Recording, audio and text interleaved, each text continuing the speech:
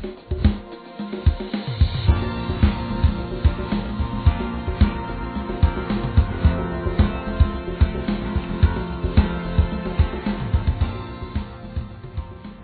United Nations is at its best a place where 189 countries can come together, 192 countries can come together and talk about their differences. But it also is only as good as there's leadership, and the 192 countries by themselves can't do anything any more than you could gather 192 of your friends and decide that you're going to make a decision that night on what movie to go to. You couldn't do that. Everybody, oh, comedy, going to go to this, I've already seen that, I don't have time, whatever it may be. I mean, you got to bring people together, and that demands leadership, and that demands, somebody's got to be part of that group and say, okay, now let's get ourselves together and figure out what movie we're going to get to. I think what happened in our history in the 20th century was that we, after the First World War, we really thought we could return to something idyllic, which was we have two oceans and we can ignore a lot of things. And as you know, after the Second World War, this country got it, which is we're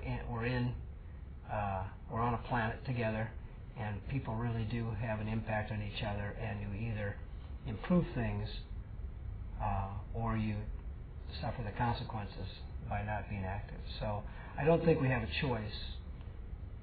Whether it's your neighborhood or it's the planet, you need to engage. My positive vision is rooted very much in the idea of an America that could play the leadership role as the world undergoes an enormous transition. On the positive side, it's a transition that brings countries from all over the world together as never before. On the negative side, it's one that requires cooperation because that interconnectedness brings with it all sorts of risks.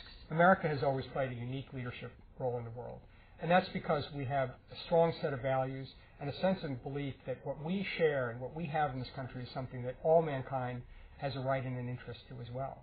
We've also understood that American leadership comes not as our carrying the burden all by ourselves or carrying the flag just at slave wagons abroad, but recognizing that by working with others, we can create a safer and more peaceful world for ourselves and for others. And that's the kind of world that we want to live in. It's a better world for us.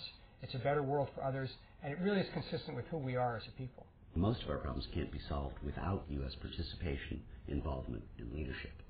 But we also can't do most things alone.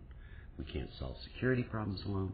We can't solve energy problems alone. We can't solve environmental problems alone. We can't solve the problems of world hunger and world peace all by ourselves.